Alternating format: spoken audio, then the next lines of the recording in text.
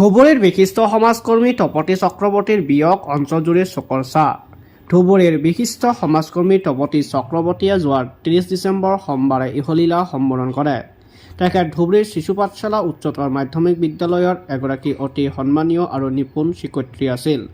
সৰ্বৰাহী তথা সমাজৰ অগ্ৰণী মহিলা মাতৃৰ মৃত্যুত সমূহ পৰিয়ালবৰ্গই সশ্ৰদ্ধ প্ৰণাম জনাই শ্ৰদ্ধাঞ্জলি অৰ্পণ কৰাৰ লগতে বিদেহী আত্মাৰ চিৰশান্তি কামনা কৰি ভগৱানৰ ওচৰত প্ৰাৰ্থনা জনায় পৰিয়ালবৰ্গই। ইপিনে বিশিষ্ট সমাজকৰ্মী তপতী চক্ৰৱৰ্তীৰ বিয়োগৰ খবৰে সমগ্ৰ জিলাখনতে চকুৰ ছাঁ পেলাইছে। মোৰ নাম জ্যোতিৰ্ময় চক্ৰৱৰ্তী আৰু মোৰ ভাইটি অচিন্ত আৰু হিৰণময়। আমি ধুবুৰীত থাকোঁ। যোৱা 30 তাৰিখে আবেলি মোৰ মা শ্ৰীমতী তপতী চক্ৰৱৰ্তী স্বৰ্গগামী হৈছে। তেখেতে ধুবুৰীৰ এজন বিশিষ্ট নাগৰিক আৰু তেখেত ইয়াতে শিশু পাঠশালা উচ্চতৰ মাধ্যমিক বিদ্যালয়ৰ টিচাৰ আছিলে। তেখেতে জীৱনৰ আদৰ্শ আৰু ষ্ট্ৰাগল দি বহুত ছাত্ৰ ছাত্ৰীক অনুপ্ৰাণিত কৰিছে। তেখেতে সদায় হাঁহি মুখেৰে আৰু মানুহক উদ্বুদ্ধ কৰিছে।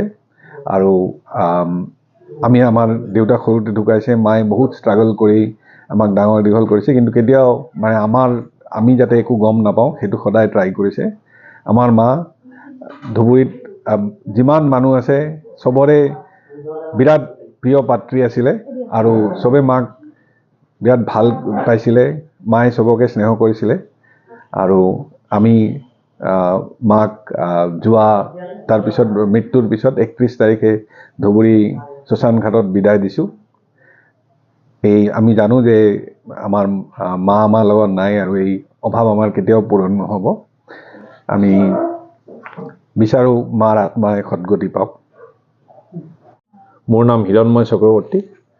মই মোৰ মাতৃ শ্ৰীমতী তপতী চক্ৰৱৰ্তী যোৱা 30 তাৰিখে স্বৰ্গগামী হয়। তেওঁৰ আত্মাৰ শান্তি হেৰি কৰিছোঁ। আমি সৰুৰে পৰা দেখা মতে মা বহুত ষ্ট্ৰাগল কৰি আমাক ডাঙৰ দীঘল কৰিছে আৰু শিশু পাঠশালা স্কুলত সংস্কৃত বিভাগত তেওঁ শিক্ষকতা কৰাৰ লগে লগে তেওঁ এজন বিদগ্ধ পণ্ডিত আছিল। আমি এতিয়াও মনত পৰে সংস্কৃত শ্লোক বা গীতা শ্লোক তেওঁ একদম কণ্ঠস্থ আছিল।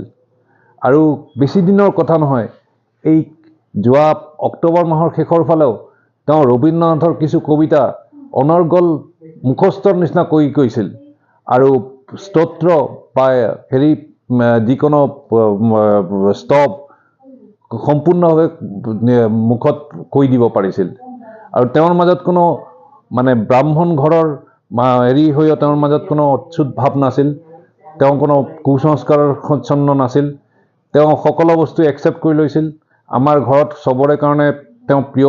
আমাৰ ঘৰত বুলি নহয়, আমাৰ ধুবুৰী ছাইডৰ বা আমাৰ যিমান আত্মীয় স্বজন আছে বা তেওঁৰ ছাত্ৰ ছাত্ৰী আছে বা আমাৰ বন্ধু বান্ধৱ সকলোৰে তেওঁ বহুত প্ৰিয় পাত্ৰী আছিল। সকলো সময়ত হাঁহি মুখত আছিল আৰু যিকোনো কষ্ট সহ্য কৰিবলগীয়া আমাকে অনুপ্ৰেৰণা দিছিল। তেওঁৰ জীৱনাখনে আমাৰ জীৱনৰ কাৰণে এটা ডাঙৰ ক্ষতি হৈ গ'ল।